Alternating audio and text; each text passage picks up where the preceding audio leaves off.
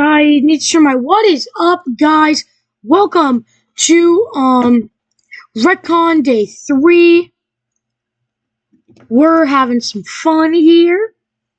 Paired on server. Staff server. We don't have it set up in the main server yet. Whoo! Got a lot of stuff going on today.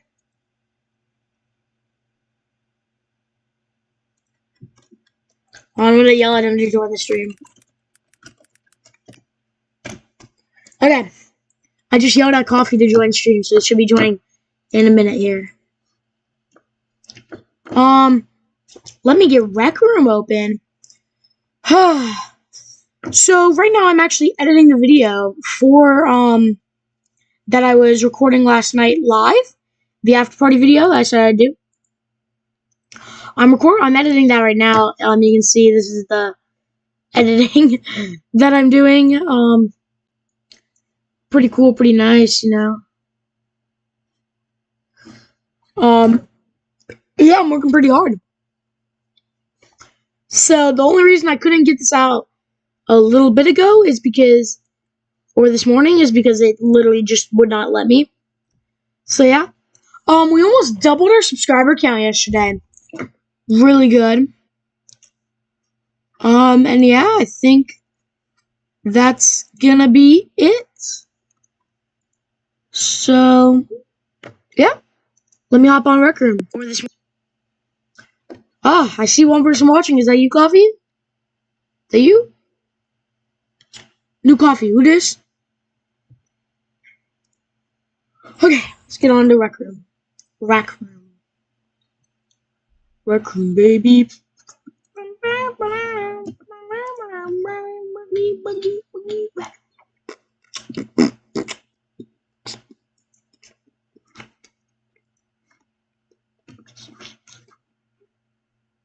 Rec Room, baby.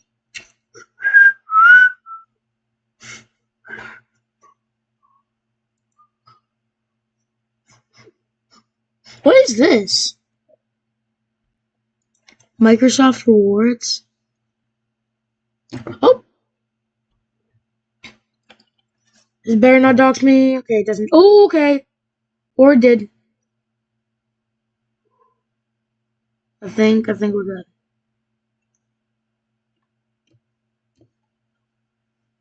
Oh, shoot.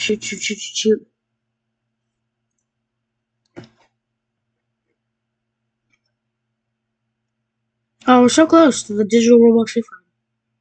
To 200 Robux? That sucks. Anyways. Dang, it's not working.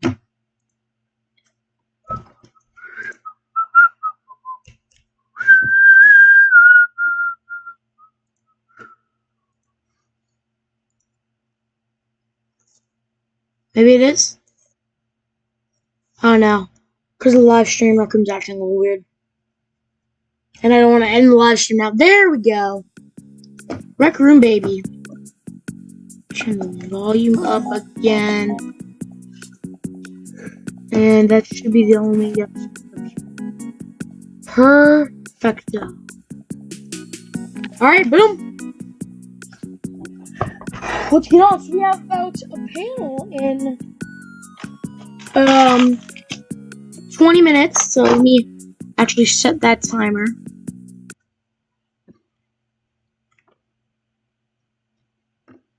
Stop.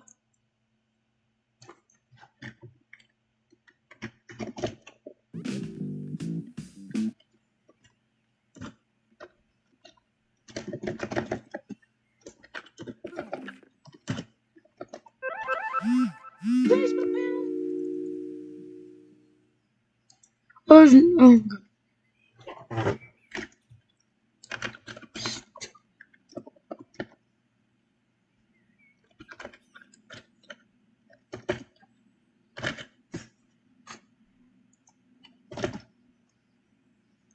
And we're going to set the timer to be at 2 o'clock. And we're going to start it. And then turn that on. Okay. And then do that. Cool, cool, cool. So the panel starts in soon.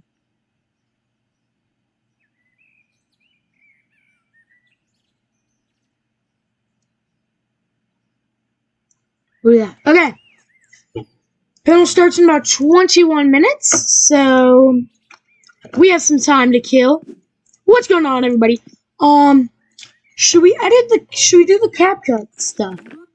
Actually, I know we can check out. So you guys don't know, oh yeah, wait, let's go check out the new stuff in the rec center. That looks cool. What the heck? Yeah, let's go to the rec center and check out the new stuff, because apparently they added something. I've heard. I've also seen. I haven't seen 8 yet. Oh, wait? I thought another one was at 1 million. No, no. The rec center. And, ooh, ice straw's in the rec center. Oh, that's not ice straw. But I'm dumb. Alright. We got it.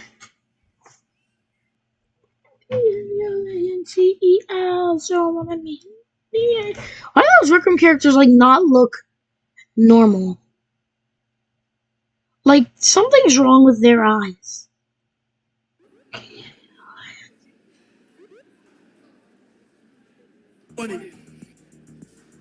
Oh, there's 2-step verification. That's cool. Okay, let's see. Whoa! Look at that. I'm a RecCon event. Oh, they've got the whole RecCon thing right here too. So sick. Oh, yeah, the samurais. Oh, it's the horse. Oh my god, Yoko, man. Dang, that's crazy. Thank you. Dang, they got the horse, bro. That's the only one I don't have, like, for my floaty collection. You're actually the best. You are the best. I love you. Yo, we got the Mr. Beast in Rec Room in the lobby. I actually love you, bro. We got the Mr. Beast of Rec Room in the lobby. Bro, yeah, man. If you don't Mr. Beast. Bro, have you seen Mr. Beast's new video, actually? It's like one of his best, honestly. Mr. Beast's new video, have you seen it? No, it wasn't. Dude, it's such a good video. Was it? It's so he put this guy through 10 stages of traps, and if he done all 10, then he went. Yeah, I've seen it. You saw that one, the one that just came out? Yeah. Yeah, that's a really good one. I love it.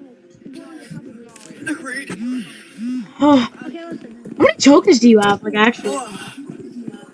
Excuse me, hey, catch up. Can you give me something, please? For my wish list?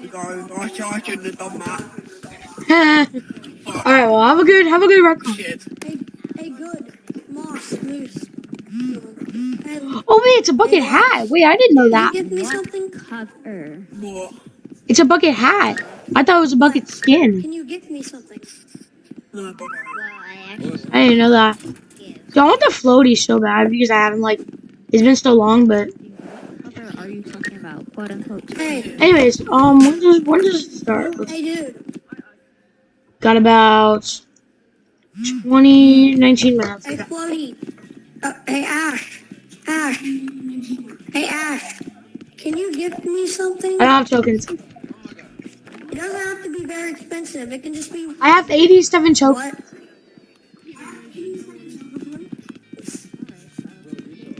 And bye-bye, buddy. Doom. Oh my gosh. Doom. This isn't soccer. Can you give me something on my wish list? It First. doesn't have to be expensive. It can just be the most cheapest.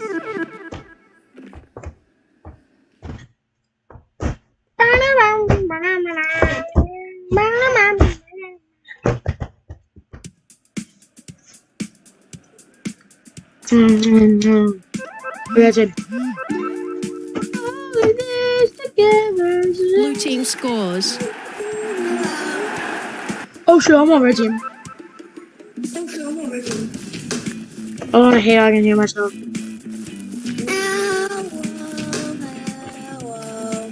the hell?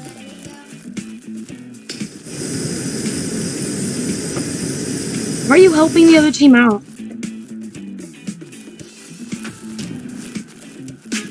Where'd we go?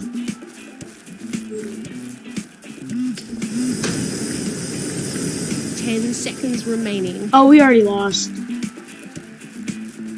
5, 4, That's an LMR 3, part. 2, 1.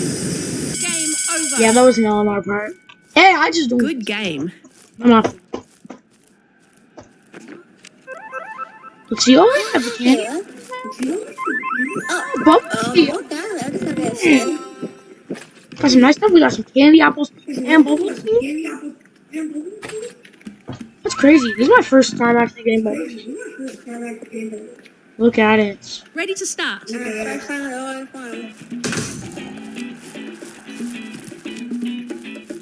Oh, okay, it's done. Game on. Got some goalie.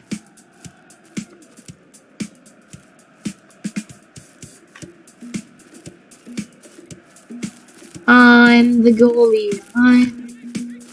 I'm the best goalie there was.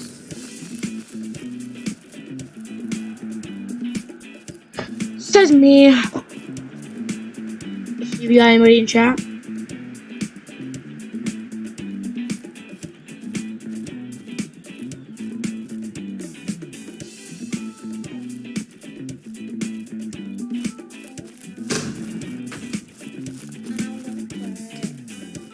Cristiano Ronaldo, silly. Cristiano Blue team Ronaldo. scores. Let's go. Let's go. W score. W score. Bro, who's goalie? Who's goalie? Yo, who is goalie? Oh God. Who is the actual goalie? Bro, who's is this guy who's supposed to be goalie? Bro just walked away from the goal. Like, why would you do something like that? Like, you can't just walk away from the goal.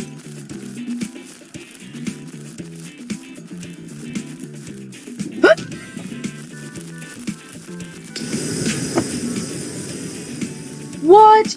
I definitely got that. Bruh.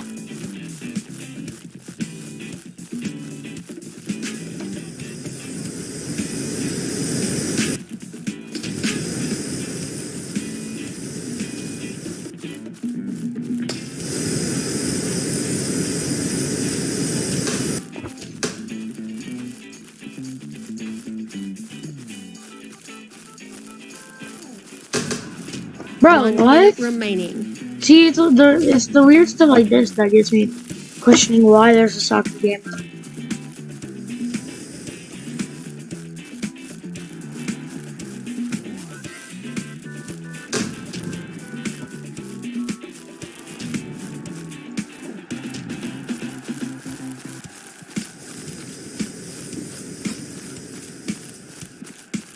Oh, okay. Going this way, man. Come on, hit that, hit that, hit that. Blue team W scores. man! W man, except he missed the goal. Alright, stay at goal.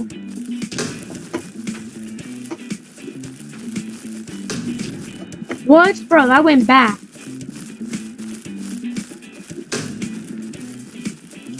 Is that in? Is that in? Is that... Oh. 10 I seconds should have been remaining. in, bro. Blue team Oh! W scores. score! W shot! W shot! W shot! I better see some W's in chat. I better see some W's in chat. 4, 3, Let me 2, 1. Game over. Whew! You win. Got about 12 minutes remaining. Did I not get anything? American. Yes, I am. Okay, buddy. Let's see. Should we do some dodgeball? Ready to start.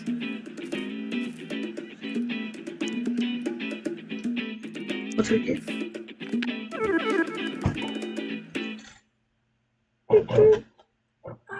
Now I'm feeling just like Game on. okay.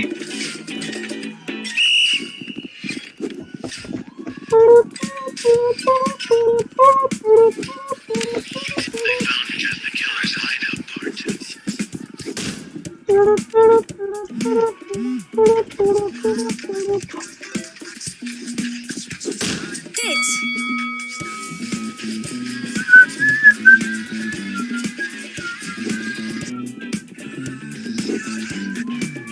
Bruh, the aim is like.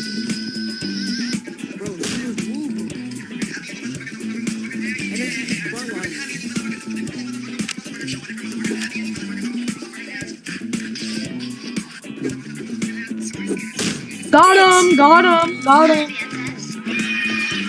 W's in chat. Beat him. I did, Coffee. Yo, what's good, Coffee? Welcome to the stream.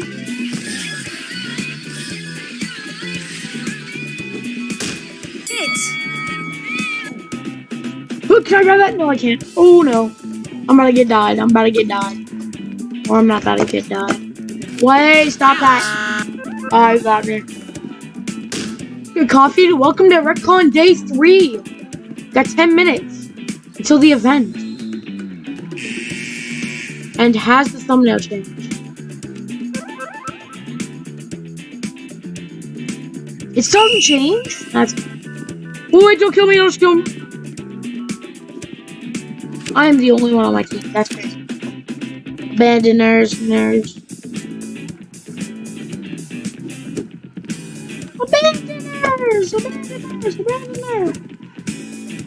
They just straight up abandoned me. Like, oh shoot.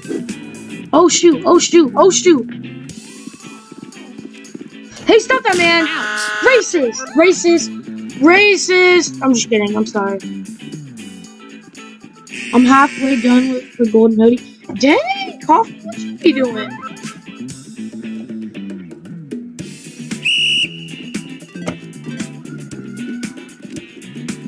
First one, I hit that guy.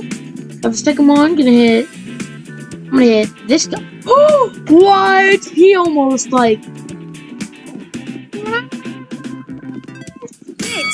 I got somebody. Oh, I got two people. Oh, I got two. Oh, I understand. I see that. Ooh, thought I was stealing ya. Nah. Hit. Oh, shoot. You got that. Thought I was stealing ya? Nah, I ain't stealing you. Come on. Ready.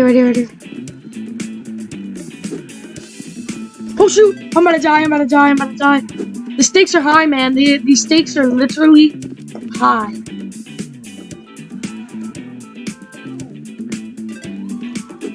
Come on, get that move! I'm sorry. He's gonna shoot that. Come on. He tries for that.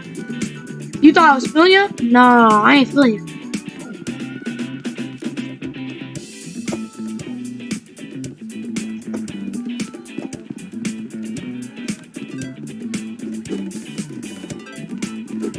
Come on, bro.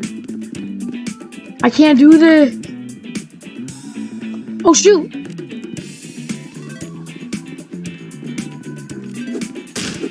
Oh, did I get him? Hit. Yes, sir. I teamed on them. What? Oh. Dang, Coffee asked you what you be doing. Actually, though.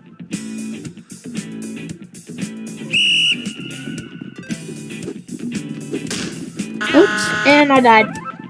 Hey, I gotta say, that was a good game. I like teamed on that. Which is crazy. Game over. Good game. See, 60 tokens. W's in chat. W's in chat. W's in chat. All right. Let me do a little deep dive on coffee real quick. See what my man is up to. Oh, yeah, there we go. Yeah, what are you up to? You make shirts. I see, I see. Game on.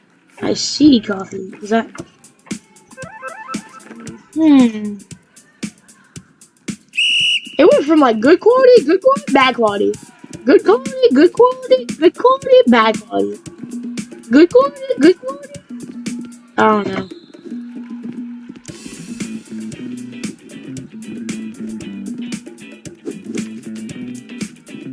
I'll have you make me a, like, I don't know if you're down for this coffee. Only if you want to. Will you be able to make me some merch? Like some official Paragon shirt. Only if you're, hold on, let me go to like a private place. Like that.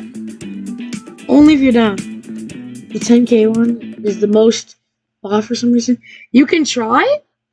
W. I don't even know what I want on the shirt. What would we even put on the shirt? I guess the Paragon logo, kind of. I mean, hey, I'm not forcing you to do this. I'm just asking, and if you want to, then, you know, that's cool. I'm just asking, you know. Yeah.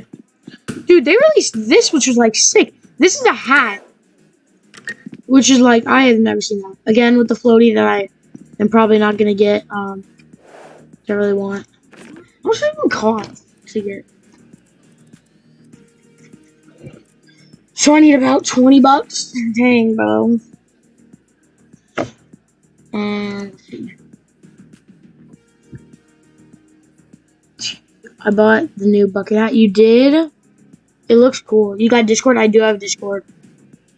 Here, I will... Actually, I have the official... I'll link the official Paragon, Discord server in my, I'll do the staff server since you technically are a chat moderator. So I'll have you join the staff server. Let me get a link real quick. I'm gonna like throw it in chat, and I'm gonna quickly check it out. So just like be ready to click then. I'll do the staff server since okay. First like of the stream, W. Yeah, I haven't even liked the stream. Okay. Click that link, and then once you join, I'll take it off. Alright, boom. Okay. Well, I mean, I'll ban anybody. Bro, I can't delete the message. What the heck? Yo, you're a mod. Can you delete that message real quick? Because I can't do it because the stupid emojis are in the way. Bro, hold on. These stupid emojis.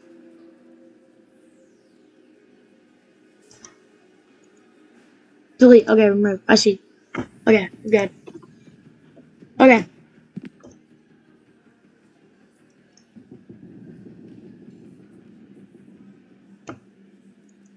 There we go. How much time we got? We got about 4 minutes until the panel. Alright. Coffee, my man. Let me add you to the staff list. Hold on. Give me 1 sec. I'll respond back. Okay. Let me actually add everybody real quick. So, we have... By join. By, like, what I'm seeing on here. We have...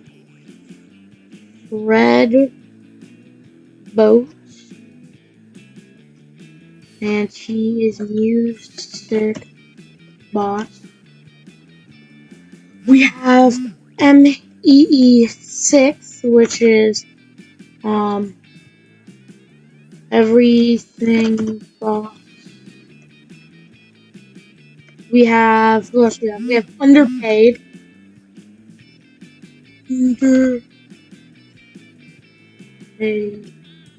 He is a YouTube bot.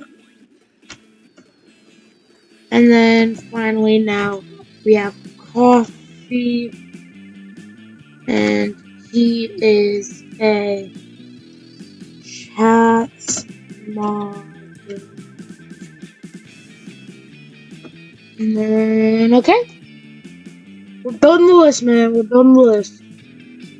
Let's see what we got. Why the coffee? Actually, that makes sense. I know why the coffee.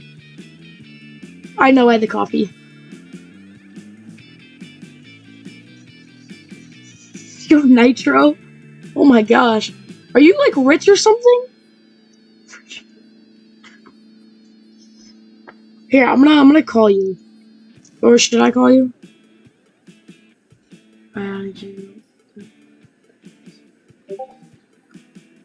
Yeah. No, I'm not rich. Well, I mean, you have nitrous. That's the closest thing. Oh? Don't have a mic right now? Ah, that's right. Your PC doesn't have a mic. Oh, but you do have VR, I guess. Oh, unless you're not on VR, which is fine. You can just type in chat. We got about a minute. The package, yo, it's good coffee. What's good, my boy? My boy, coffee. My boy. Oh my gosh, yo. So we're about to go to a panel in about a minute. And then I'm gonna be recording for that. So, I'm probably gonna record on OBS for that. So I'm gonna have two things up at once. So I'll have like my stream where they can hear my mic and hear everything else, and I'll have my OBS where I have my mic off. Which is literally about to start. I think it's right here, isn't it? Where is it? Yeah, it's right here. It is literally about to start. So excited for that. Got the new stuff here along with the lovely floaty. This stuff is cool. I love this stuff. Along with the blue samurai. So one time somebody got a level 50 star, and they got the torso item for it. Yeah, we should be able to join right now, should we? Yep. Okay. I'm gonna invite you. And while I'm doing that, I'm gonna get OBS set up.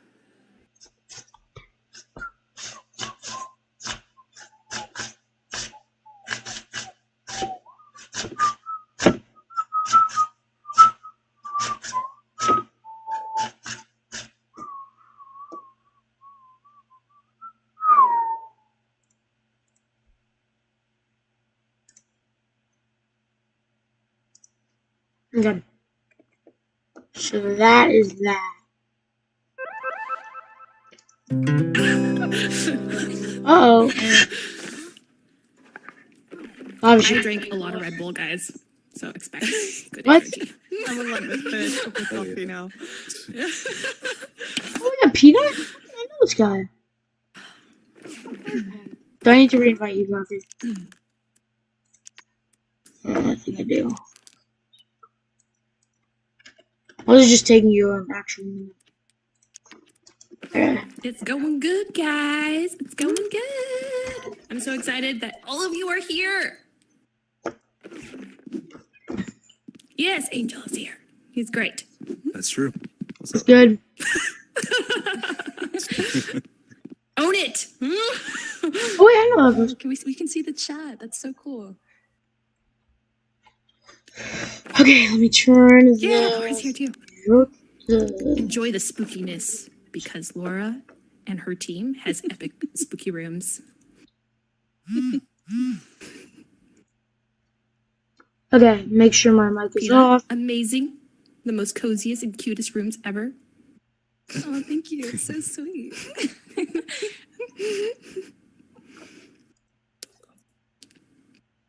I'm not gonna join right now because I'm on phone. Oh, okay. I see. Alright. Already? Okay. We are so excited to be here with all of you. Designing virtual experiences in Rec Room is an awesome thing, and there's a lot to designing a virtual experience. Alright. But in Now, hear today's it good? discussion, we'll delve into the artistic aspect and layout considerations when creating a virtual space. Building an experience in Rec Room heavily relies on applying key level design principles encompassing layout, environmental storytelling, artistic style, establishing the world's atmosphere, and a lot more. Today, we're joined by our guests here who are highly skilled at crafting awe-inspiring spaces. They excel in creating intimate layouts, skillfully employing composition, and expertly layering objects. They're exceptional at handling foreground, middle ground, and background elements, results in unforgettable experiences, guys. And I'm so happy to have them here. I would like to welcome Ace the Builder, Peanut, Angel, and Jan and Tonic, who's also known as Laura, and also the founder of Three of the Kind, one of the founders of Three of a Kind. So if you guys haven't heard about these creators, you definitely probably played their rooms, and I highly recommend subscribing to them. They're absolutely fantastic and amazing artists here in Rec Room. All right, thank you guys so much for joining us here today. Should we zoom in? Would you guys like to say anything quickly to the audience? Yeah, thanks for having us here. Yeah. Hi! Yeah. Yeah, we're so excited to be here, and I'm just thrilled to have these amazing artists here on this panel. We're going to learn a lot from them today. All right, to kick things off, I wanted to acknowledge that while there's a wealth of information on designing virtual spaces with a focus on moderation, interaction, there's a notable gap in resources for integrating art and community social design into a virtual experiences. And that is what we're going to be exploring today. So I'm very excited to have these great artists here. We're going to delve right into all of those things. But first, we're going to get started with our very first question. Let's get this. Which room have you worked on that holds a special place in your heart? And what makes it your favorite? We're going to start off with Laura today. Go ahead.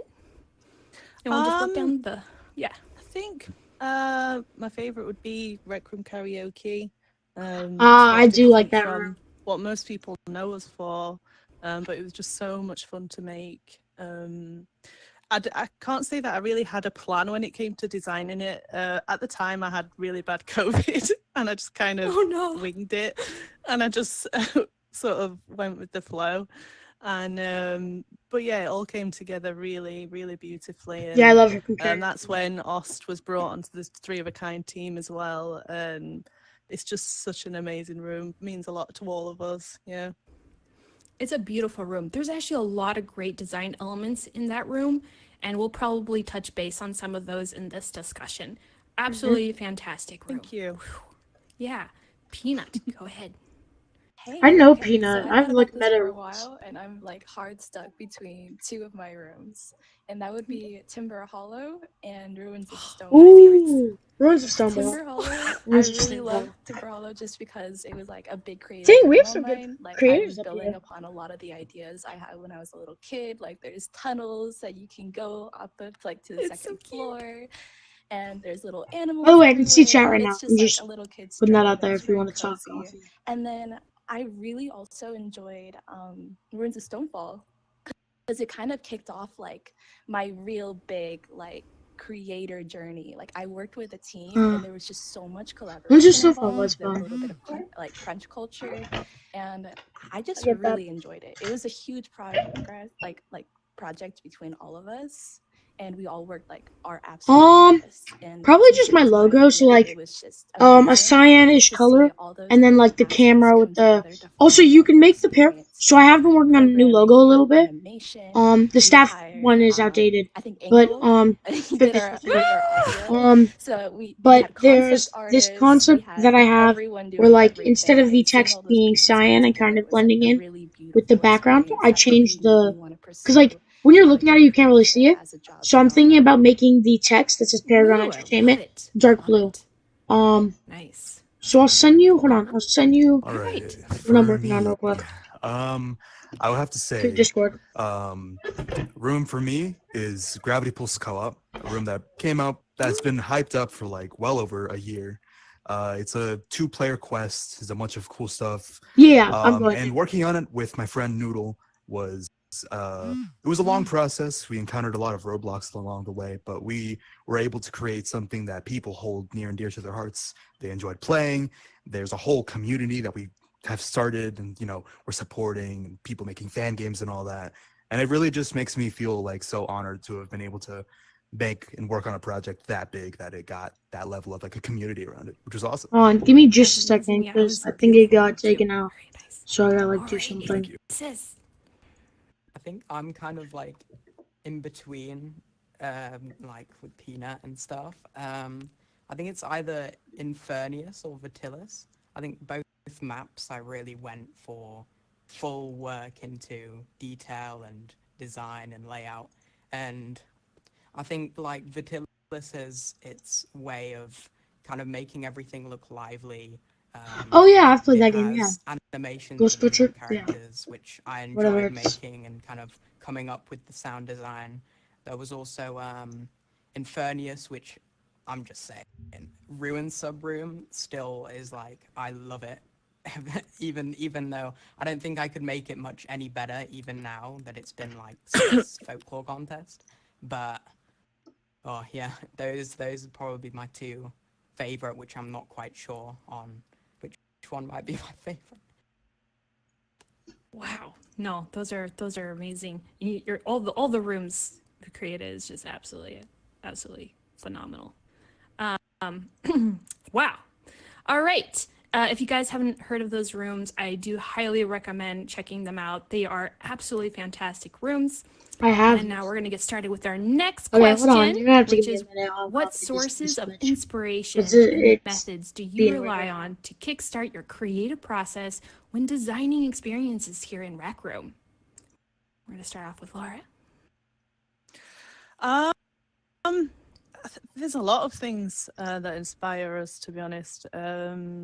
One of the main ones is obviously us together as friends, playing other games. It gives us ideas. When it comes to the sort of creative and art side of it, though, I use a lot of things for inspiration. Websites such as Pinterest, or I look at Sketchfab, things like that. There's great resources out there. Yeah, just sort of we all come together and we do sketches together, or we make mini designs of the map, and we kind of just bounce off each other ideas. This usually takes days and days of just bouncing ideas off each other until we've got a solid idea of what we want to go for, really. And also we reach out to our community a lot.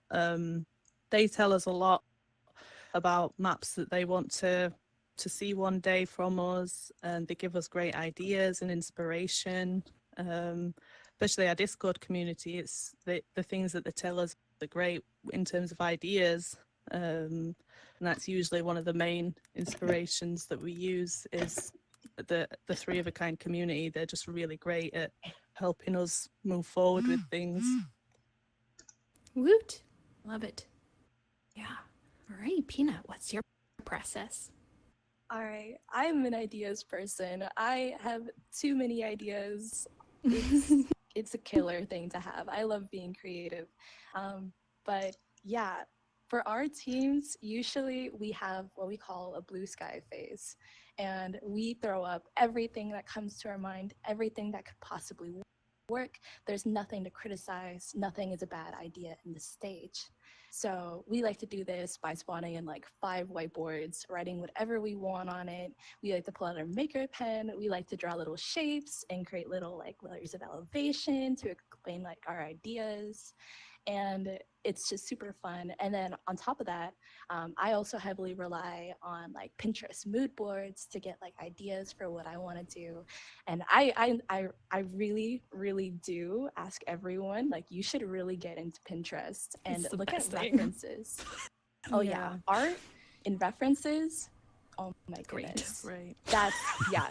Do not be that creator that it's like, oh, I don't want to look at any references. I want everything I do to be original. What you're making is original.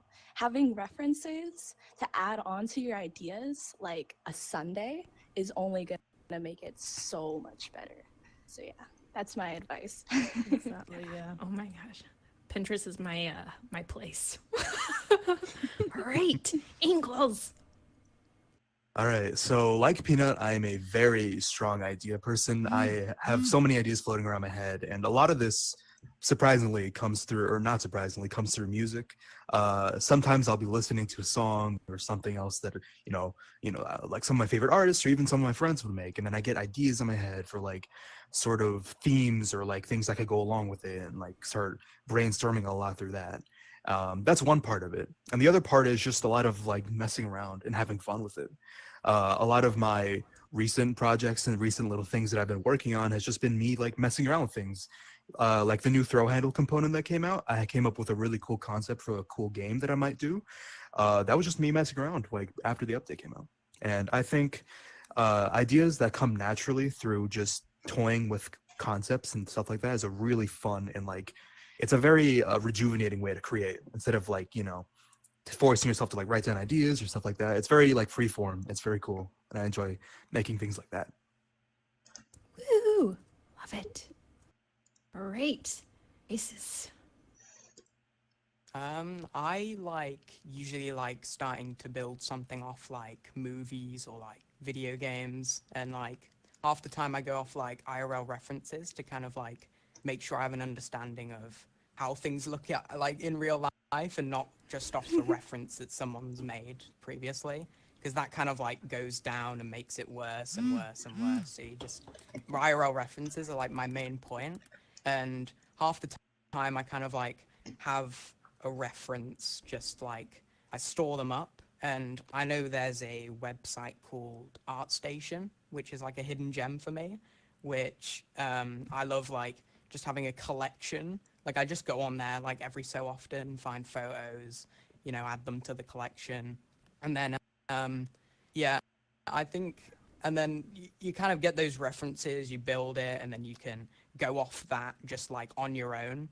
So like, you could just have a singular house that you want to build, and then you could build terrain around that you've seen. Okay, hold on. I got it. Let's I say found like it. a 90-degree Let me see photo if this or like whatever, if which is this like works real quick. what I like usually like to do, not just like complete reference of the whole map, but kind of like do your own original thing as well. Oh, absolutely. If anybody hasn't actually gone through Aces rooms, they're very cinematic. I do highly recommend walking through those beautiful stories. Flattered. Really well done. Absolutely. You should be flattered. All right. We're going to get into our next topic, which is layout and environmental storytelling. Now we'll talk about cinematic. This definitely falls on Ace's plate. But we're going to start off on the first question here. How do you or your team start creating the layout of your experience? Like what is the process of laying out the experience, finalizing the layout? We're going to start with Laura. So it depends on what kind of game that you wanted to make or room that you wanted to make. But we generally tend to think of the main points that are going to be in the room. For instance, when we made Dare to Sleep, we knew that we wanted a cinematic sort of entrance to start with in a seat. And then we knew roughly where we wanted to have the different tasks. And then we sort of made sure that they were spaced out nicely to give the player time to see all the artwork in the room. And then we sort of build up around that. Yeah. Beautiful. So a lot of cinematic stuff. So guys, keep in mind they're really thinking about how they're laying out the story with their environment, walking that player through that story, moving that player through that story when they're designing their layout. So Peanut, go for it. Yeah. We love gray boxes. Uh, Me too. we use it, yeah, for Timber Hollow. We use it to define like our peak moments of elevation, terrain, how everything's laid out, where we wanted to put things. It's a great tool for communication between teams because visual communication is always just a step above like auditory. Yeah. And then, especially when we got into those more like quest and story based games where we needed to start laying out levels and puzzles, that was crucial because it's just such a huge task. You need to start dividing things more evenly. So we had like Pan Knight, for example, he would do our level design for Ruins of Stonefall, and he would gray box different puzzles that he would come up with. And then us as the artists, without him there, need to be able to interpret these gray boxes and turn them into a fun experience that also matches the aesthetics of the room. So gray boxes are a great way to start your room. They're very simple and easy. Anyone can put together a couple of cubes. So I really recommend doing it. Great communication tool, great level design tool, great way to find elevation. And it's a great way to start your building. If you're one of those people that are like, where do I start making something? Lay out your gray box first and then build on top of that. Yeah, it's absolutely fantastic. That's great advice. Bruh. I definitely do a lot of great boxing for sure. So awesome. Did y'all hear that in the background? What's your process? So when it comes to things like designing layouts, I primarily think about like what the environment is supposed to serve as in terms of like the context of the room. For instance, of Gravity Pulse Co-op, a lot of the rooms are like very, like sciencey, white panels on the walls and like, laid out in like specific ways. For a room like that and for stuff like Ruins of Stonefall as well, I think a lot about where the player would naturally want to go and like where they would look first, where they would think. So like oftentimes you wouldn't like put something on the roof because not many people look up at the roof. That's something I learned a hard way in one of the rooms. But yeah, a lot of it just comes down to making sure that when I lay stuff out or like when I gray box, everything that needs to be seen by the player is able to be seen, and everything that looks like something can be interacted with or something that could like have any sort of like thing that the player can interact with at all, it's visible and it's present, and they can actually, they know what to do without having to be told, through lines of dialogue or signs and stuff like that. So doing stuff like that and making sure that things are communicated well between the player and the room itself is a very good thing, and that's something that I tend to do a lot. Yeah, exactly. All right. Oh, I had coffee. I'm sending it to you now. I'm like entirely with Peanut here. We usually like start off with like base layout of where the player's gonna work, like walk, trees, like terrain, buildings, and whatsoever. And I feel like just by doing that, it gives like a great visual representation of what you're trying to create in the first place. So it might end up sparking more ideas, and I then, think you've so. got a full map suddenly. So I feel like that's like, a great point of starting a map just Is in this general. it? This is it, yeah. Ooh, exactly. So we did get a couple of questions. Oh, in asking .png? Does what it have to be is gray .png? boxing? And gray boxing is laying out your map just with a bunch of boxes, planning out where the buildings are, planning out how the path is going to lead the player through. Is just planning out the overall experience, not necessarily thinking about details, just basic shapes. Give the text as PNG as well. I do not. Art and all the different little objects might be able to get creators or players interact with. You're gonna have to give me another minute or so. So that's what that is. All right. So we're gonna go to our next question. When crafting an experience, do you consider the player's initial starting point? How do you approach guiding players through? Do you just want like the whole text, like in the same color and in the same way it already is? About this, but we're gonna go more into details. All right, we're gonna start with Laura. Yeah. So you have to think about your player's point of view. You don't want that to be too confusing or overwhelming when they first join the room. And a good thing, sometimes people forget to stop flying. You have to remember to stop flying and stand in that point, and you have to see it from their perspective and keep checking back on it. But a great way to sort of guide them through as well. We like to use subtle lighting as well to guide them through to the next spot. But yeah, always try and think about their point of view, and just stand and think about how they're going to see it. And we always I like to sort of leave the room just for a little bit and come back with like fresh eyes as well. That tends to help. If you're in the room a lot, you see it a lot better if you sort of leave and come back. But that you've got to remember that that's the first thing they're going to see, and you have to make a really good impression. So it's one of the most important places to think of.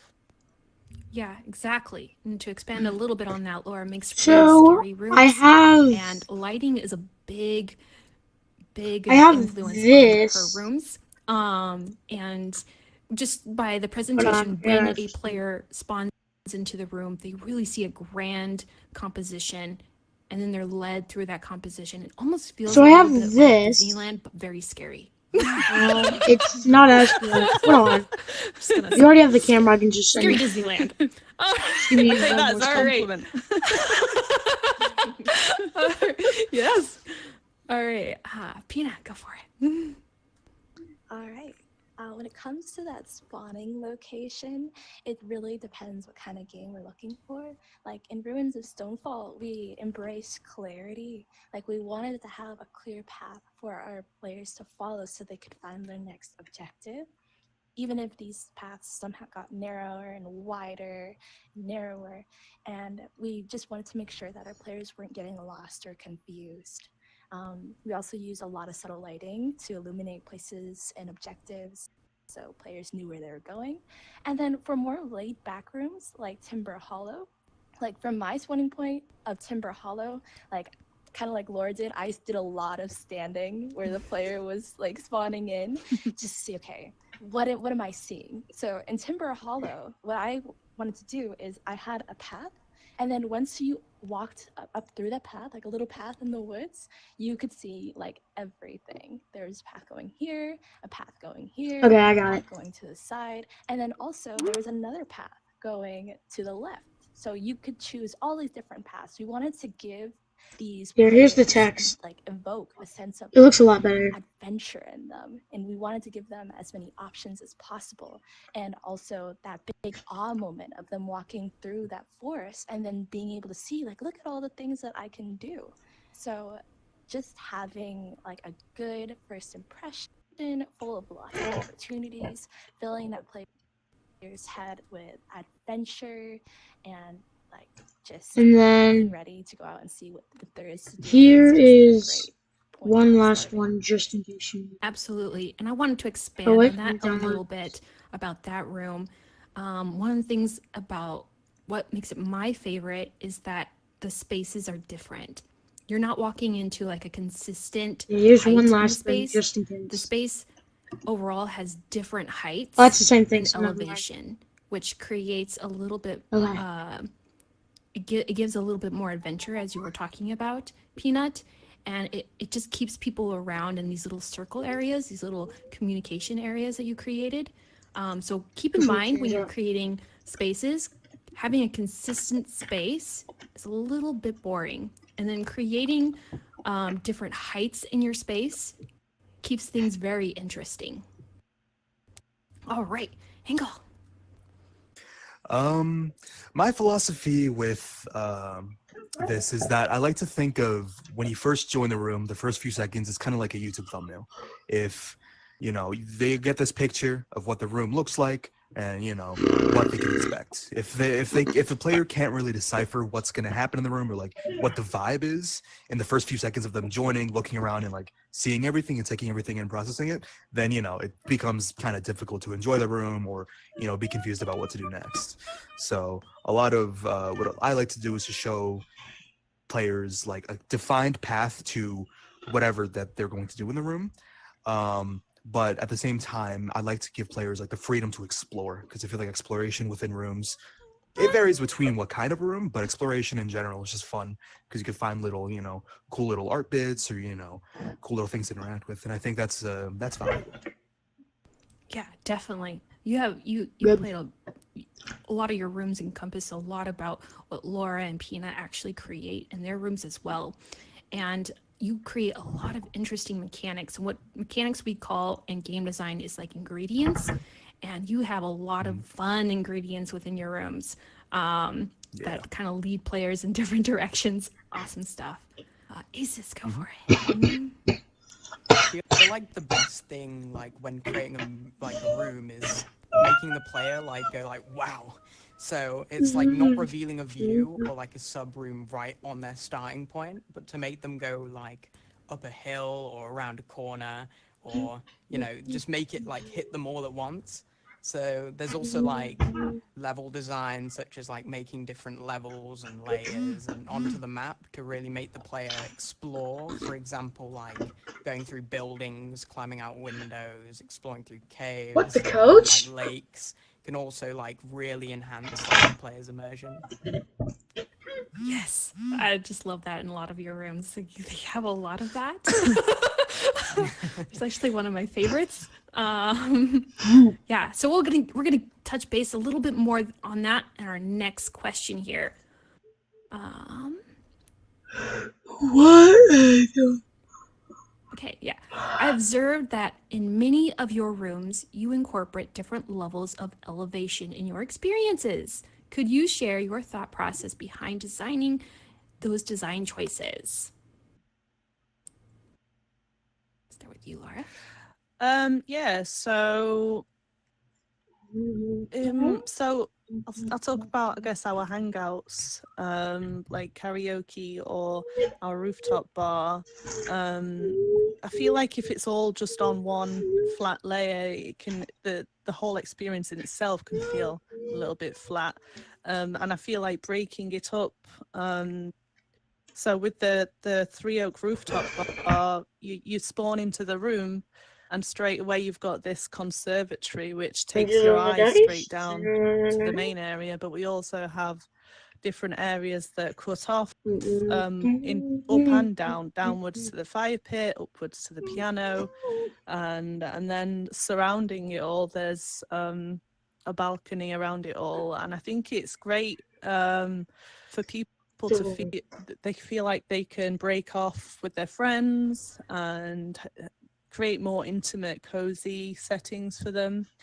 So for hangouts, I think it's really important to have different levels of elevation. The same with karaoke, how there's the double-decker bus you can chill in there, or there's the cafe area and the booths, and it just makes for such a more interesting, intimate feeling in a room. But you can do the same thing with like horrors and quests, especially quests. You want to break off in different directions, and that those layers are really important to make it feel more immersive and just more exciting, to be honest. Yeah, exactly. So I just want to like expand a little bit on that. Like Laura really emphasizes on the elevation in the room, especially like creating little stairways that go up on elevation, go down on elevation, creating little small spaces, but still it still feels a part of the overall experience, but still helps break up those individual areas so that allows people to group up and expand out. Very cool. Nice Peanut, go for it. Yeah. All right. As you know, elevation plays an incredibly important role in my creation, especially in Timber Hollow. And I really think it's because elevation is just such a fun element. Like when we were little kids, one of our favorite things to do is go climb on things, be high up, go do things in a composition that's different than we see in everyday life. Like IRL, in real life, it's just, we don't really see that very often. We don't get to go climb things. It's impractical. But in a game setting, we can really take these childish motivations and then bring them into a game where there are no restrictions. There's no we're not gonna get hurt if we fall. Like there's no fall damage, so we can really embrace that kind of stuff. So in Timber Hollow, there's things to do above you and there's things to do in front of you, and that really adds a lot to the room while also making it more visually pleasing to look at. So in Timber Hollow, there's zip lines you can go on, and on those zip lines, there are tree hangouts that you can hang out on, and then there are huge spaces that you can sit and you can observe the whole map and get away from people to have more private and intimate conversations between people and hang out. So that's just a very important part of an experience. And then also in our second subroom, we have creative ways to get up. So there's like tunnels that you can go up to move elevations and get to the same location, and there's stairs. So there's lots of different ways, and it kind of brings in, again, this feeling of being adventurous and to choose your own path. And then on top of that, it adds just so much. If you hadn't yet, hit that subscribe button. It's like creativity to the room, because now We got players not 3 only do they have likes, this fun and one of those adventurous better way be. to move throughout the room, And but we if also not, get that all 3 of fun them are travel time subscribers, and then because now players 3 of them can better be jump down subscribers, right? to meet each other So if you much haven't yet, hit that quicker subscribe button if than you it have would have public been if we just notifications used the on. map to disconnect Apparently I'm getting in a room. merch. Thank you, So it Coffee. really brings people together. It brings the room together. Yeah. It cuts down on your space. It makes your space more interesting. Elevation is something that everyone should have for both aesthetic purposes and just for environmental purposes as well. Amazing. Great examples. All right, Ingo, go for it. So for me, I have a sort of like personal sort of feeling with elevation in terms of just like how it impacts the player and like how they view it. I live kind of close to New York City, so naturally I get to be surrounded by these really tall skyscrapers and like these vast sort of like cityscapes. So a lot of that sort of resonates with me well, and a lot of the rooms that I have been a part of where I've been working on art design incorporate a good chunk of elevation, whether it be places that players can actually go to, so climbing up higher to get like a higher vantage point, or just being in like a space where there's so much elevation where it feels much larger than like the world, and it feels overbearing, but not to the point where it's like anxiety inducing, but it feels like, you know, like there's a bigger world. And a lot of that is just a great feeling to have. It feels cool to be like a part of something larger. And yeah. Amazing. Yeah, absolutely. Sis, go for it. I think in Vitilis, we really tried to go for, in most of the subrooms, exploration more than just kind of like go across a flat floor for like 5 seconds and boom, you're in a loading screen. So we really wanted to make it so then, you know, go into a building, go up ladders, go, you know, down, drop down, go everywhere, like, and can really like improve like a player's experience just from even just that. Like even just like going into a building can like, you know, be a big part of the map, and just like expanding that amount of time in that sub room, you know, can, you know, it's, you know, a good part of making a sub room. Exactly. I just wanted to expand a little bit on that. So like, if you ever been through Aces's rooms, they're very somatic, as we mentioned before, but as you're walking through them, there are high levels of balconies, windows from above that really open up different little areas. You can't necessarily go to them, but you get to see them, and they help break up spaces and capture your eye and lead players through an experience.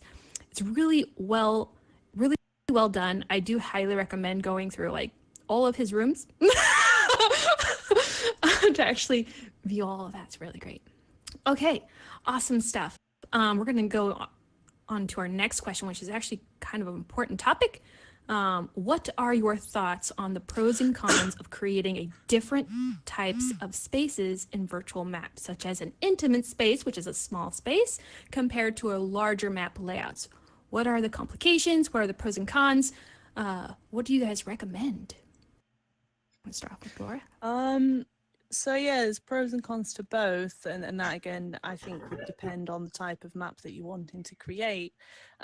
Sometimes maps can be far too vast, where you feel a sort of disconnect between other people in the Couch. room, and there's not those layers of elevation between to break it up. But then again, when rooms are slightly too small, it can feel a little bit claustrophobic and a little bit overwhelming, especially if you don't have the room capacity of players turned down a little bit. But it really just depends on the type of room that you wanting to create, and how you layer up in between those large spaces. And if you are making a small intimate space, really think about accessibility with players. Make sure that you know you're not crashing into things and banging into each other. Make sure there's clear pathways, and your play capacity is correct. Yeah. Yeah. I always find that your maps are usually very intimate. They're very small spaces, but they have a lot in them that kind of like really draw your attention. But there's like layers out in the distance that you can see that kind of like break up the space a little bit more. That kind of expands that map, but it's still very intimate. It feels very, very cozy, but scary. Always. Her maps are very scary, guys. Just saying. Cozy but scary. Very, very scary. Disneyland scary, guys.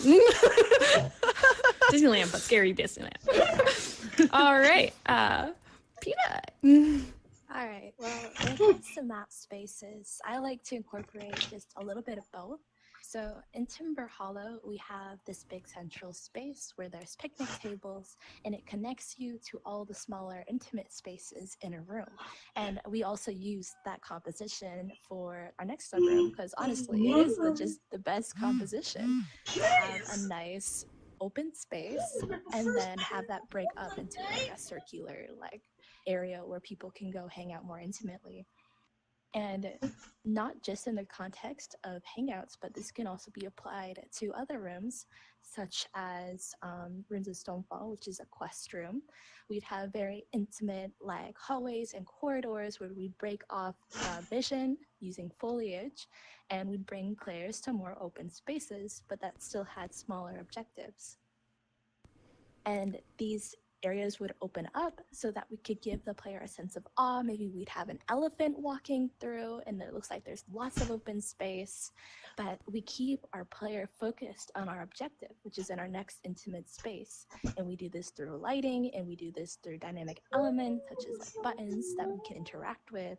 So that's just kind of how we give our players like a sense of freedom and openness while also keeping them focused on lots of the smaller intimate things to do. Also keeping these larger spaces and using them very sparingly. Like we only really want one or two of these per subroom, no more, because they can get very overwhelming and they can become too much space. It's good for a nice awe moment, but you don't need 3 more awe moments after that.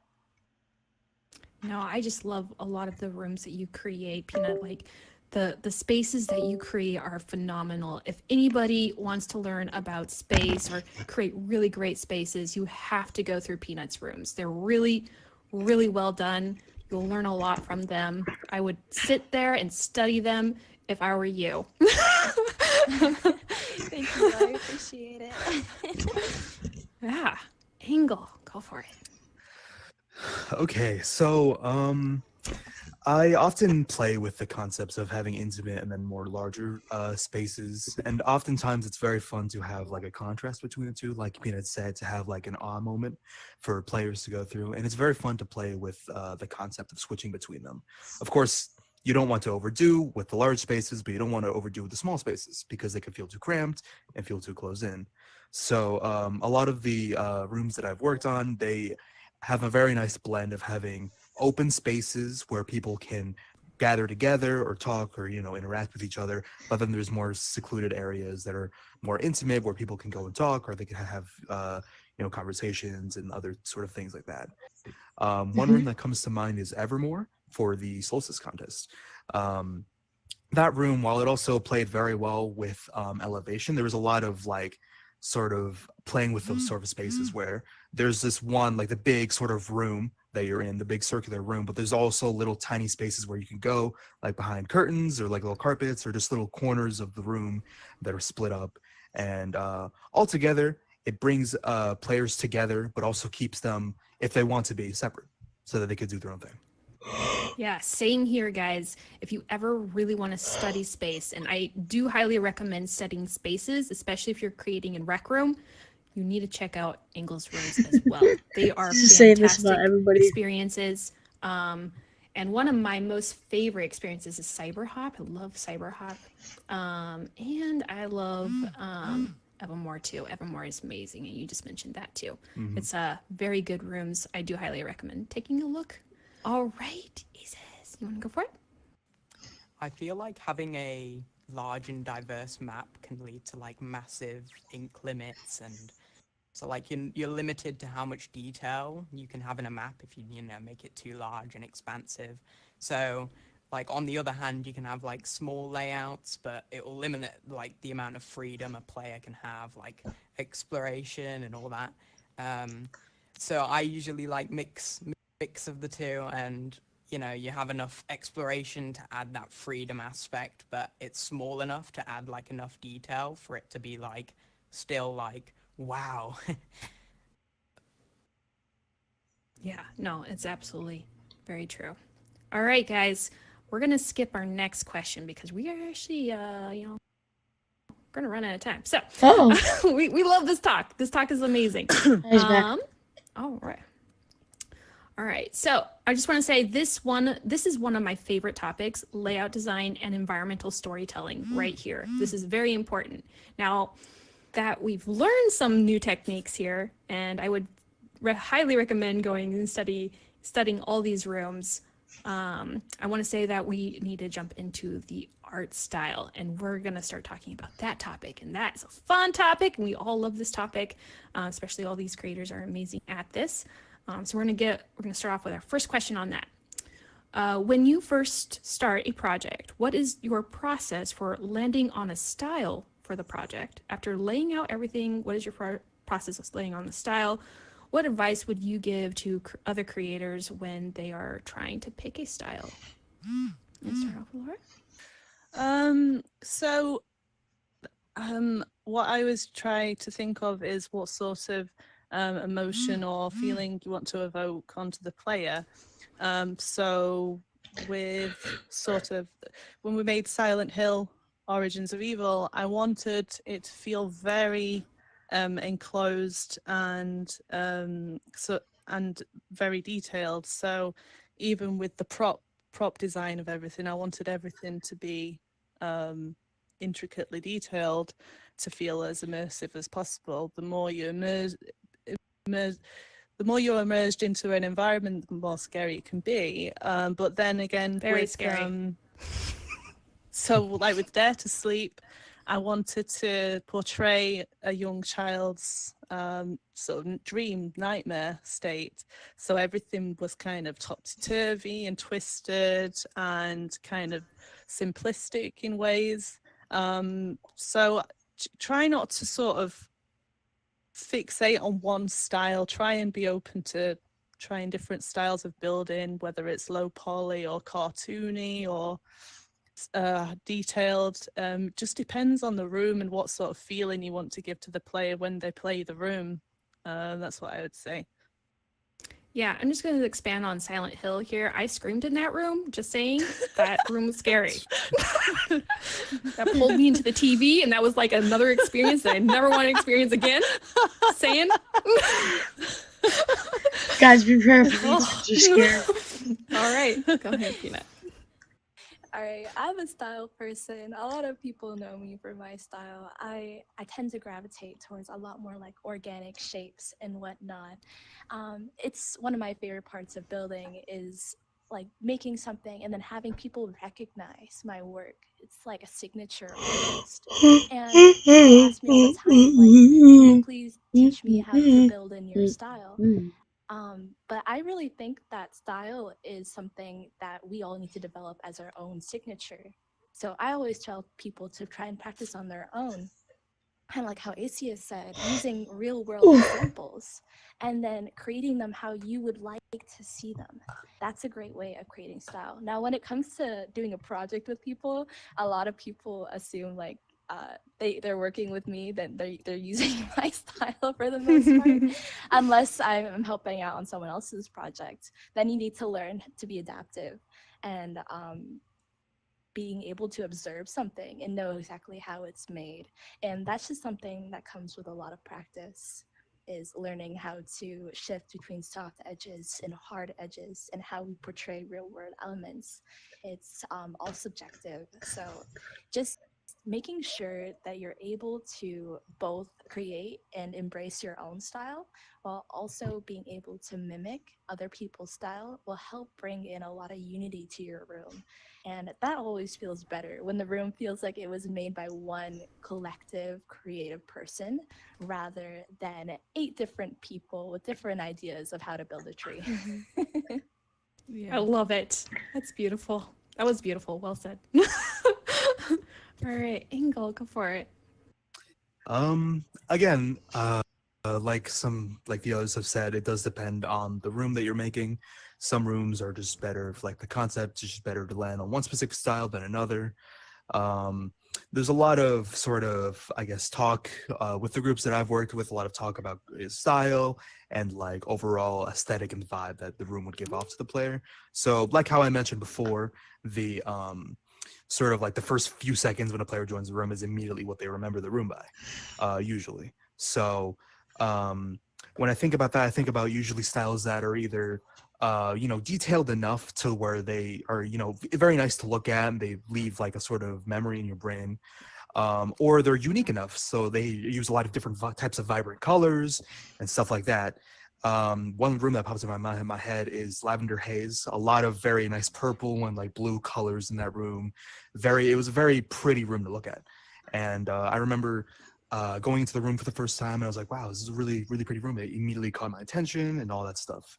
And so, yeah. Awesome. Yeah. Great examples. Great examples. Isis. I think what I usually do is I try to do something different from the last map that I've made. So like I've went from a dark and hellish style to like a colorful and happy. Or like you even mix 2 in 1. So like I know like recently me and my group wanted to make like a silly and goofy map that revolved around not just the gameplay but the funny costumes and cartoony but detailed like environment. And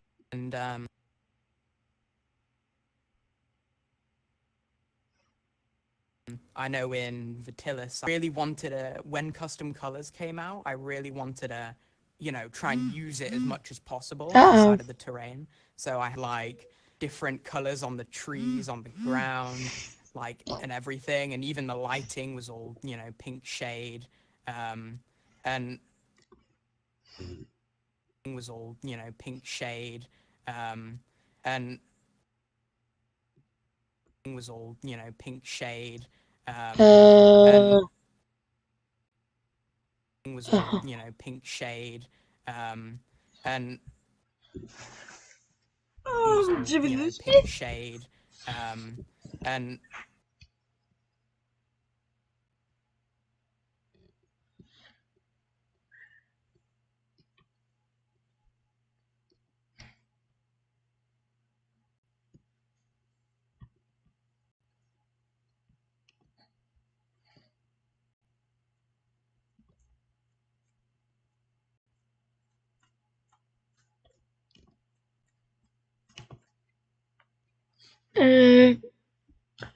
Well, hold on, stream. This is weird.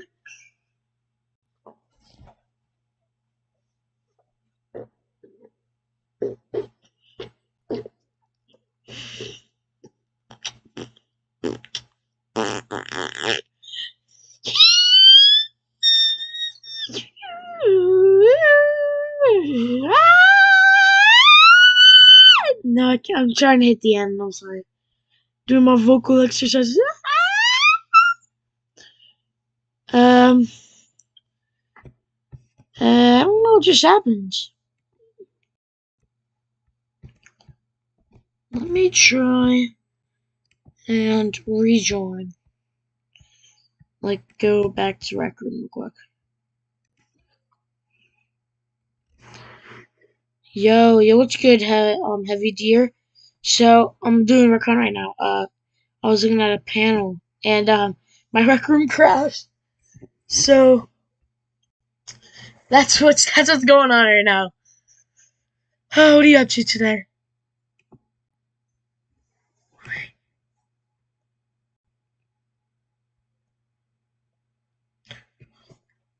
Hey, somebody told me that if you have your subscriptions on public and you subscribe to me, then a cool animation happens. I know.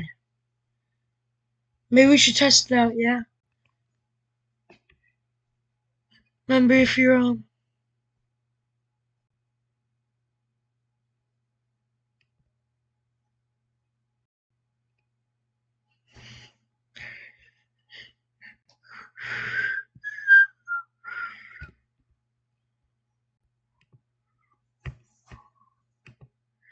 eight, bruh, cool. Did it? No? I don't think you have subscriptions on public. That's sad. But hey, you're subscribed now. So that's even better, right? You didn't even send me this In this situation, it was a win-win. Because you subscribed and I gained subscribers. Right, don't you agree, Heavy Deer? Don't you agree?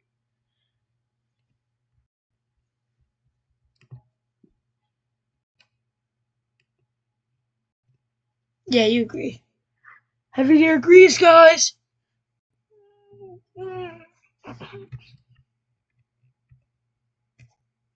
Now let's see if my Rec Room also agrees.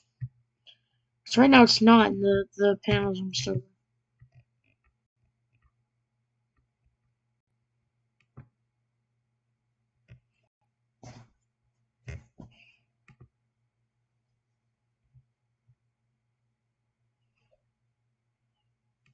Coming to a beta near you. Did you have you had a fun RecCon, Heavy Deer? Has been.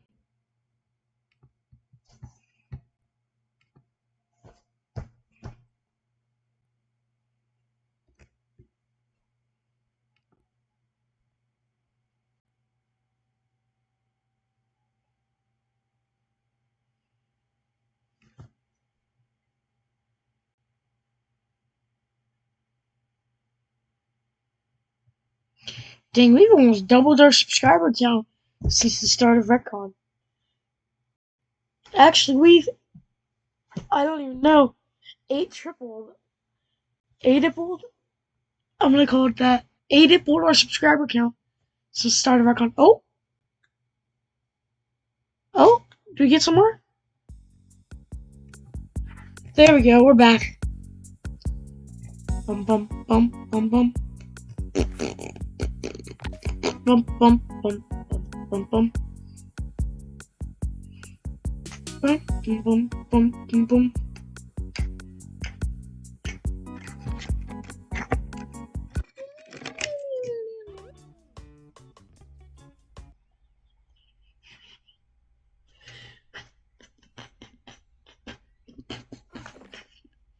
Okay, now we gotta go straight to the event. Should I get messaged? Oh, it's gonna say Asher joined the party. Asher left and Asher joined. Okay, we're gonna go to events. We're gonna go here and we're gonna go private. Okay, we're back at it.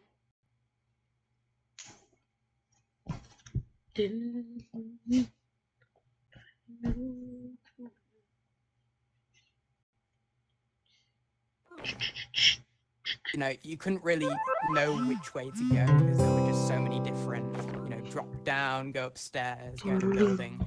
We had to create signs that would have arrows on them, which could kind of like, even though that they don't, a player wouldn't fully see that, unless if they were looking closely.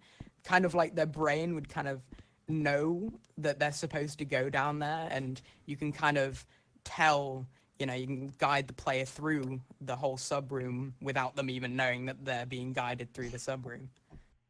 Oh, gosh, I can't express how much I've seen so much of that in your room. Just the amount of like trees dropped on the ground that you have to walk across, and then the animations that you create in your room that kind of like pull something down, like a tree, unblocking a direction that you're supposed to go, is really well done. This is the creator one. You So create should we great open it in, direction like, in your rooms.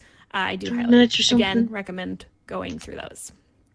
Okay, so we're about almost out of time, and we're going to just go off to this one other question. Once the experience is almost complete, once you put it all together, we did the map layout, we did the artistic style, and now we're putting this all together. Once the experience is almost complete, what is your process for incorporating sound, lighting, music, and even ambience into your scene? So we're going to start off with that. Yeah, so one of my favorite things to do is when a room's almost finished and you can get to polishing it all up. But lighting is something that I really enjoy doing. It adds so much depth to the room. It makes it feel so much more real. I like to work with a complete sort of pitch black dark skybox so that I have real control. When it's a dark map, of course, real control over the lighting. I like to draw the player's eye to certain things, and ambient sound is really important. That can also lead players to certain paths to take, or it can feel so much more immersive. Just the sound of floorboards creaking, or the sound of footsteps in grass, things like that are really important. But yeah, lighting is so much fun to play with. I can't stress how important it is to really make your room pop, make your artwork pop. You think it looks amazing, but then you add the correct lighting to it, and it just really can look outstanding. But you have to also keep in mind, people on all platforms, you have to think about how it will look for everyone. But yeah, that's one of my favorite things to do is the lighting element. Yeah, it's really good stuff. Lighting is like a really important tool to highlight, create contrast, and direct players within your room. All right, Mina, go for it. Yeah, when it comes to that kind of ambience and putting on those final touches, what becomes really important is the tone of the room, and we can achieve this in so many different ways. One of my favorite ways to do this is through color and through lighting, because, for example, in Timber Hollow, we have very dark purples and greens. It's very calm and smooth, and the blue. So we just kind of want to give these players these feelings of like relaxation and ability to do whatever they want. They're in no danger. But then in contrast, when we look at rooms like Ruins of Stonefall, like in certain rooms, I would use like red, and everything would be red. Like the walls would all be lit with red because there's lava, and that really adds a lot of the danger and the adrenaline that we're looking for from these players, and it really sets the mood and how we want them to feel when we play our game. And also, music is just such a huge, like, important detail of this. And I know Engel knows this more than anyone. We've hired him to do so many soundtracks for us at this point. But we would literally take him into a room, show him all the different lighting and stuff. We would tell him what we wanted the players to feel. And then he would try to create music that also implies this tone. And that can also really heighten the experience as well, having both music and color to imply tone. That just really adds a whole nother layer to your rooms. Yeah, it really brings the space alive. All right, Engel, go for it. So, like Pina was saying, because I focus a lot more on music and stuff and sound design in general, I take all of that into very, very much mind. So, like in Ruins of Stonefall, when I was composing all of the music for it, I thought about all the spaces, about what it would sound like, and what the sort of tone would sort of match. So for Ruins of Stonefall, he was very sort of like cinematic, but also still very like sort of like earthy and kind of like very natural sort of sounds. So like a lot of like percussion and like, you know, like some bongos and some like little tambourines and all that stuff. And for stuff like Gravity Pulse Co-op, where it's a lot pretty different atmosphere, I would use a lot more of like, you know, synthesizers and a lot more of like droney sort of sounds, like, you know, more heavy hitting drums and things like that to sort of give the sense of like, oh yeah, you know, like this is a very sciencey place and like, you know, it's a bit more impressive and stuff like that. And also for like sound design, I enjoy thinking about like where sounds come from and like how they would resonate in a room and like how they would sound from far away. I just love sound designing in Rec Room. It's a very intuitive process to me. But yeah. I know, it's beautiful. Bringing sounds to your rooms are very important, and Angle does a great job of that. All right, Aces, go for it. Yeah. I like to have like a wide variety of sounds, so this could go from the ambience of distant birds tweeting or the blowing wind through the trees. Like you can even have 3D audio of rocks falling, water dripping in an echoey cave. Like all these like different bits can really add that type of immersion. And like even music also really helps like build up mystery or like tension and can really set a mood, like the mood of the map.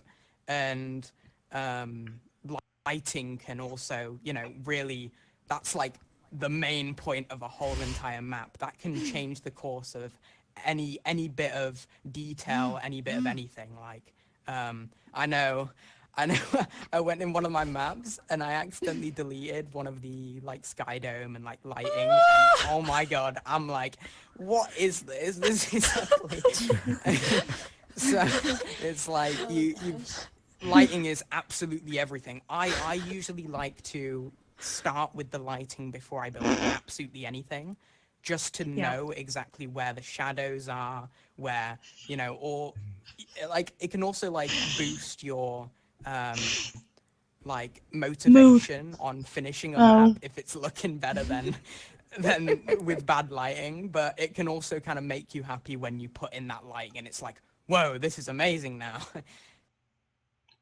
Absolutely. Like I want to expand on a little bit on that. Like lighting is so important. It creates direction. We know that because we've already kind of sparkled that in our past conversations here.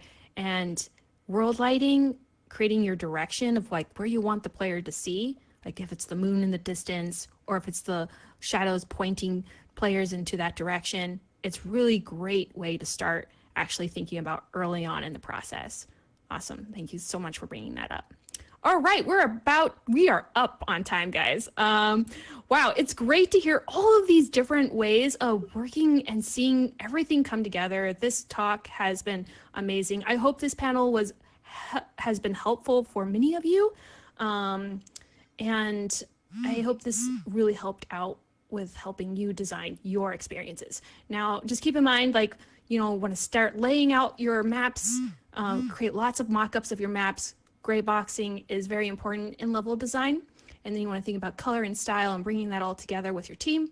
And then think about the art style and then bringing in all these lights and fixtures to help direct your players through your experience. So elevation is very important, color is very important, and direction is very important. So keep that in mind when building your maps. Thank you guys so much for joining. Thank you, all these amazing creators. I do highly recommend subscribing to them. You should subscribe and join all their rooms because they're really good. Study their rooms if you are a creator. Go in and study them.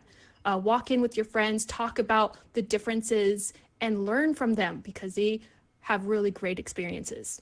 All right. Thank you guys so much. Thank you.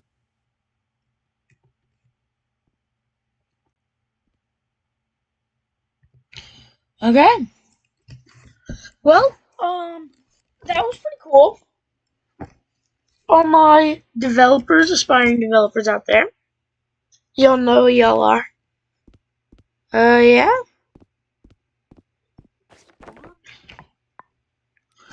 Pretty nice, pretty nice. Let's see what's this is. Everyday RecCon Talk Show.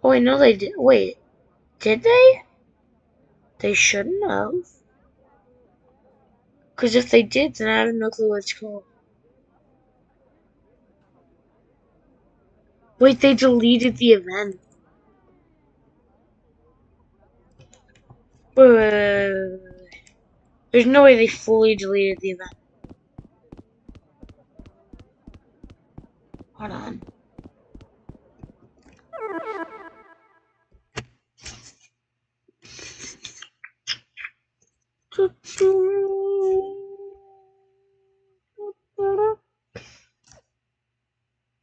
It's now the mash.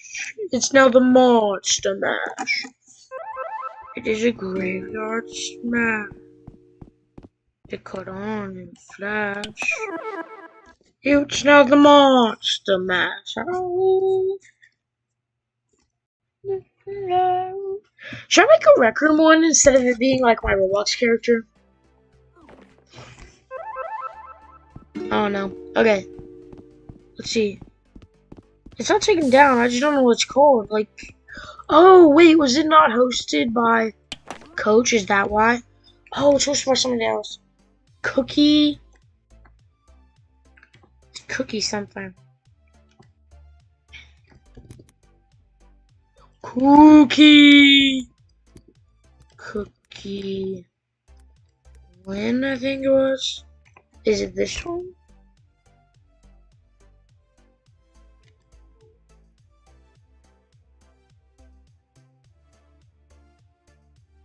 Yeah.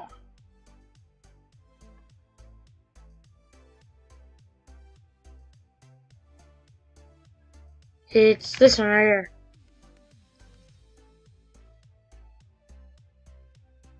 Yeah, okay.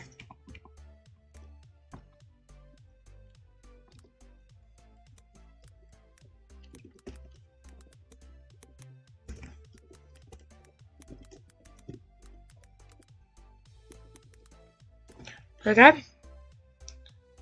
We're gonna have the RecCon thing as the thumbnail.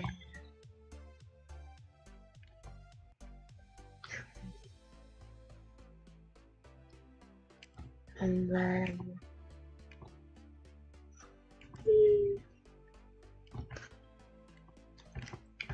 next. Oh shoot, I forgot to shut it. Okay, public. Okay. That should be good. It should be set now. So wait. Maybe there is something here that I missed. Is it this thing? When's this? I don't know why that says it was. Oh wait, we're looking at Friday. This thing. Level up. RecCon level up. So yeah, it happens as live. And on Sunday, there's not too much. There's an event at 2. Beyond the Wires, the 2. And then, yeah, nothing much besides that. We got the RecCon after party, and then that's it. So, dang. There's not much today. If you look, like, there's only a little bit. Oh wait, there's no after party today. Oh wait, yes there is. Doy. But there's 3 meetups this day. There's the art gallery meetup, content creator meetup, and circuiteer meetup, and there's 3 events. There's 3 events, 3 meetups. Oh yeah. I guess it just looks different. Well, then like 3 events, 2 meetups. Yeah. Pretty cool stuff though. So I think, unless y'all want me to do it live, I think I'm gonna go for now. Come back at like 4:30ish, so about an hour-ish. And I'm gonna edit the video and then post that. So yeah, I'm gonna call somebody. So if you guys hear that, that's what you're hearing.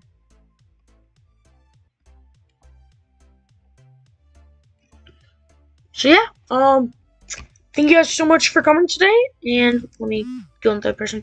Thank you guys so much for watching, and I will see you guys in about an hour. Bye!